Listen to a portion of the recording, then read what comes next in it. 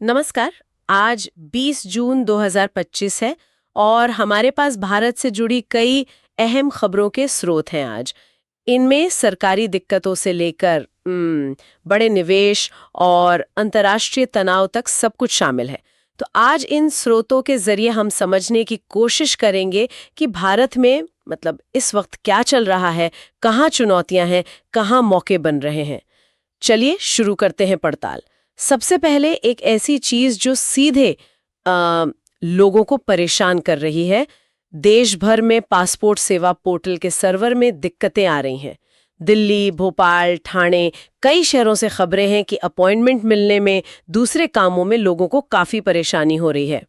हाँ, ये दिखाता है कि डिजिटल इंडिया में प्रगति के बावजूद वो जमीनी स्तर पर तकनीकी बुनियादी ढांचे की चुनौतियां अभी भी हैं। और ऐसी दिक्कतें आम नागरिक के लिए काफी तकलीफदेह हो सकती हैं। बिल्कुल।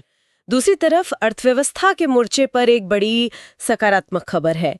अमेज़न भारत में करीब $233 मिलियन यानी लगभग 20 अरब रुपए का नया निवेश कर रहा है। ये पैसा उनके ऑपरेशन, सुविधाओं और डिलीवरी नेटवर्क को बेहतर बनाने में लगेगा। और ध्यान देने वाली बात यह है कि यह उनके 2030 तक के $26 बिलियन के बड़े निवेश वादे के ऊपर से है।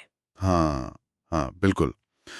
ये काफी दिलचस्प है, खासकर जब हम UNCTAD यानी संयुक्त राष्ट्र की व्यापार और विकास संस्था उसकी हालिया वैश्विक FDI रैंकिंग देखते हैं। भारत इसमें 15वें स्थान पर है। लेकिन ये भी ध्यान देना होगा कि 2024 में कुल विदेशी निवेश प्रवाह में करीब 1.9% की मामूली गिरावट भी दर्ज हुई। लगभग $27.6 बिलियन रहा। तो एक तरफ कुल FDI में हल्की गिरावट, दूसरी तरफ अमेज़न का इतना बड़ा निवेश। तो इसका क्या मतलब निकालें फिर? क्या ये किसी खास सेक्टर में भरोसे को दिखाता है? हाँ, कह सकते हैं। ये दिखाता है कि भारत ओवरऑल तो निवेशकों के लिए आकर्षक बना हुआ है, भले ही थोड़ी नरमी हो, पर अमेज़न का निवेश खास तौर पर ई-कॉमर्स और लॉजिस्टिक्स के भविष्य में उनके गहरे विश्वास को दर्शाता है। शायद वो मान रहे हैं कि इस क्षेत्र में अभी बहुत गुंजाइश है विकास की। समझ गए। अच्छा, अब जरा बुनियादी ढांचे की बात करें। उत्तर प्रदेश में मुख्यमंत्री योगी आदित्यनाथ ने गोरखपुर लिंक एक्सप्रेसवे का उद्घाटन किया है। इससे पूर्वी यूपी में कनेक्टिविटी बेहतर होने की उम्मीद है, जाहिर है। और इसी कड़ी में प्रधानमंत्री मोदी ने गोरखपुर से पाटलिपुत्र के लिए एक नई वंदे भारत एक्सप्रेस, उसको भी हरी झंडी दिखाई है। हाँ, ये देश की 70वीं वंदे भारत ट्रेन होगी और 22 जून से चलने लगेगी। जी, ये दोनों ही कदम एक्सप्रेसवे और नई ट्रेन ये उस बड़ी कोशिश का हिस्सा लगते हैं जिसके तहत कनेक्टिविटी बढ़ाकर आर्थिक विकास को गति देने का प्रयास किया जा रहा है, खासकर उन इलाकों में जो शायद पहले उतने अच्छे से जुड़े हुए नहीं थे। लेकिन जहां देश के अंदर ये सब हो रहा है, वहीं अंतर्राष्ट्रीय मोर्चे पर चिंताएं भी बढ़ रही हैं। ईरान और इजराइल के बीच तनाव वो काफी बढ़ गया है। बिल्कुल, और इसका सीधा असर भारतीयों पर भी पड़ रहा है।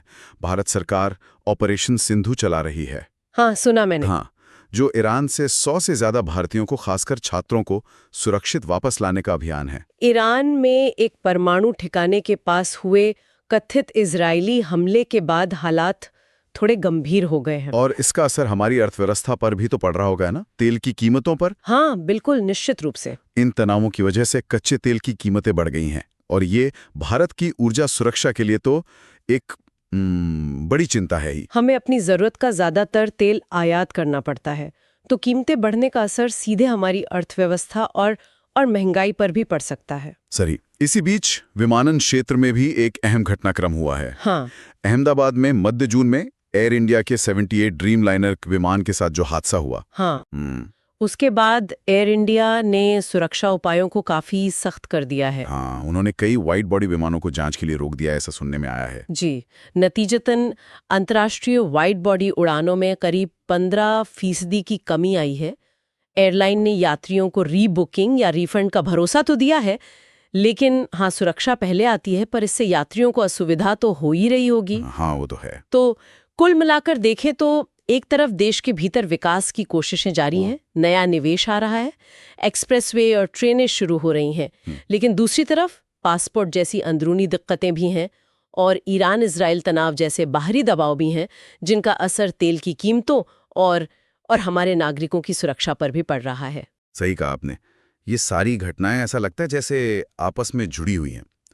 अंतर्राष्ट्रीय अस्थिरता सीधे तौर पर भारत की अर्थव्यवस्था और नागरिकों को प्रभावित कर रही है, जबकि देश के अंदर विकास की रफ्तार बनाए रखने की अपनी चुनौतियां हैं।